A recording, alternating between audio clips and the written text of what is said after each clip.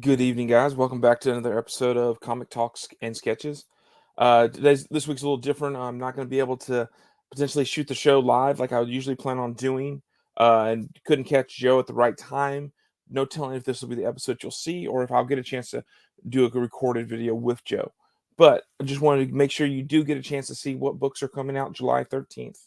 So some of this won't be as up to date as you might like, but hopefully there's some really cool books, and we need to give them credit. We need to talk about them.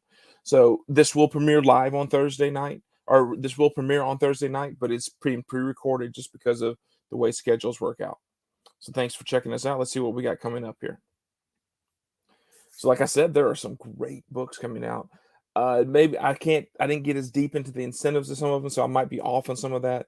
But I mean, of course, you got your boy Mandalorian's finally having his actual comic book appearance come out. You get a great Moon Knight cover by Ian Gist, and you get Daredevil's coming out. So let's dig a little deeper. This is episode 31. Can you believe it? Daredevil. I am excited for this to come back. Same creative team. Usually when they start off with an issue one, it's a new creative team. But Chip Zdarsky is writing, and he is doing Batman and Daredevil now. I'm so excited. I love the Daredevil run. I have every issue of his run. I have all the Devil's Reigns issues. It's just one of those. To me, it's going to be one of those classic stories that you must have and own. And he had. If you read my article back months ago now, there's a lot of freedoms and first appearances that he created in there. So I'm excited to see what happens with this one, guys. These are just showing you three slides. The cover A is gorgeous. I'm probably definitely gonna pick up the cover A, but I really dig the one for 50 Casado cover. And then this is the Momoko. There's a regular cover with trade dress, but this is a virgin cover. It's gorgeous. This is one for 100. There are several stores that have store exclusives, so just keep that in mind when you're checking out the Daredevil. But yeah, I'm definitely going to pick up at least the cover A. Not going to pick this up, but this book, it was one of those weirdly hot books. I saw lots of spec groups talking about it, and I saw people talking about, I bought 15 copies and I flipped them. I don't know if the second issue will do that. That Barron's cover is gorgeous. I don't play Fortnite. I know nothing about getting issue one, so you get the skin, so you can play the characters. But that Barron's cover is gorgeous. I love the Nakayama cover, and then you can't go wrong with an Amazing 15 cover.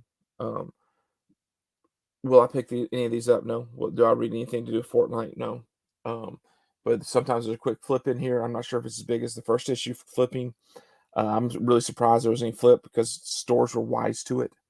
Doesn't mean kids were wise to it, but stores were wise to it, so I would assume they would have had more copies. I have not been reading X-Men. Um, just of all the things I read, X-Men is not one of them. But Emma Frost, dang, three covers, and it's sort of bummer that's all in the same one issue 4. But you get this Mark Brooks covers. Everyone likes the Brooks covers, but no one thinks they're worth collecting. I don't know if that makes any sense because he does this little shiny thing that looks really good, but they're always the cover A's or the cover B's. So if that's your cup of tea, pick it up. I love this Hetrick cover. It's the Gala, Hellfire Gala, which I haven't. Evidently, this is Hellfire Gala 2. If you're excited about that, and then Noto never gets enough credit, but this is a great cover by him as well. Here's the Mandalorian. There's 5 covers and probably lots of store exclusives. I think I didn't dig in too deep into it. Cover A, I love. You get the photo variants. You also get an action figure variant, which is pretty nice if you collect those.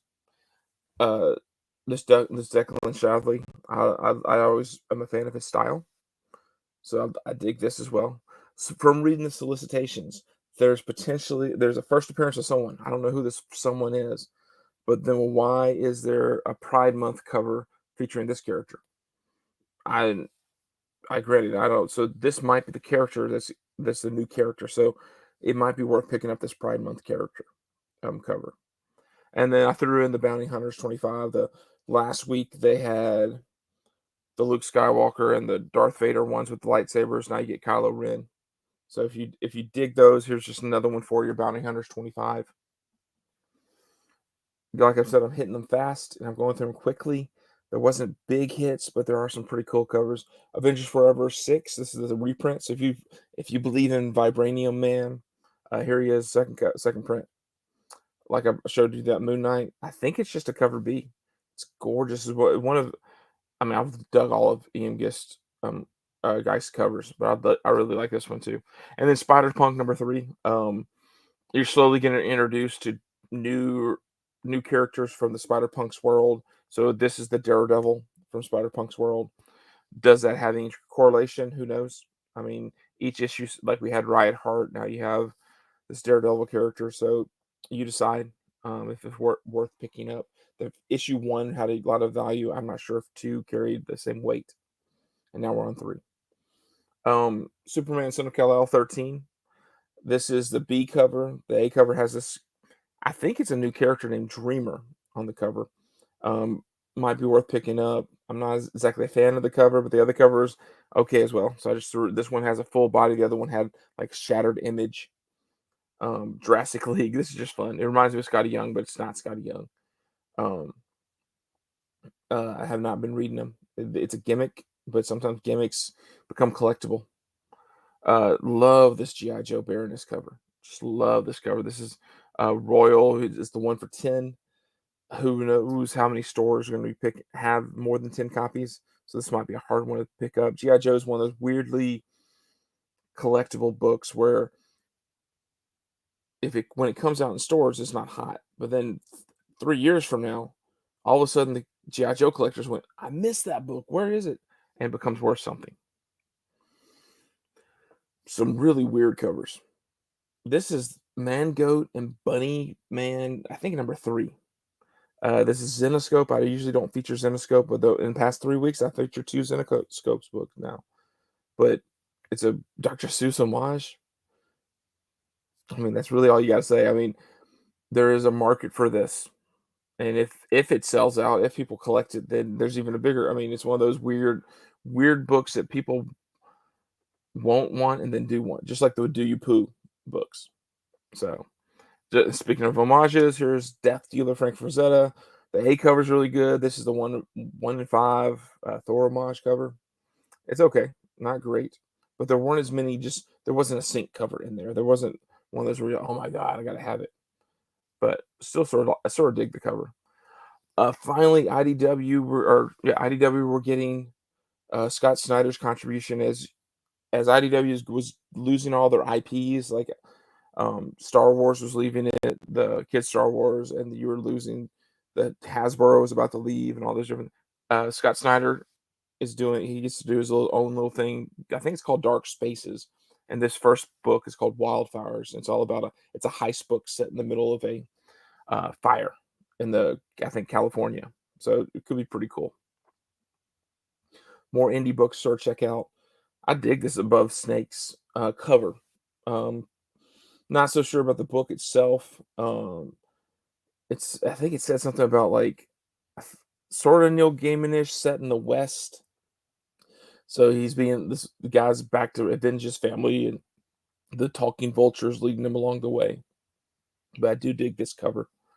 It's the one for 25 by Sherman. Finally, an 8 Billion Genies cover I sort of like. This is, of course, I'm a James Herron fan, so this is just sort of fun. Like we said last week, it got optioned, so now all those issue 1s that no one cared about are now $20 books. Then, of course, you had a few store variants that people believe are worth $45 and $100. I'm not one of the believers. Anytime you're talking indie option books, it's really hard. Then Impact Winter. This looks sort of cool. Stephen Green, I like his art style. He did All the Stars with Jason Aaron, and he's done some Hellboy and BRPD. So I like his style. I'll definitely probably check this book out as well. But guys, like I said, that was it. I did this in 10 minutes. I wanted you to have something to look forward to. I can't give you the list of all the different incentives. That's something I work on. I try to work on it Thursday, and I'm just not going to be available to do that on Thursday. So I will have it by the time the article releases on Sunday. But I wanted you to have a video. I wanted you to have a premiere. Maybe this is what you prefer: a quick hit, 10 minutes. You don't really even care about the list at the end. But yeah, thanks for watching. like, subscribe. Tell me what you think. Tell me if you like the shorter format and you would love if Joe and I would just boom, or if you do appreciate the fact that when the two of us are together, we really do get a chance to talk about books that we like and why we like them and the artistic style and the stories behind some of the books. So, like, subscribe. Thanks for watching, guys.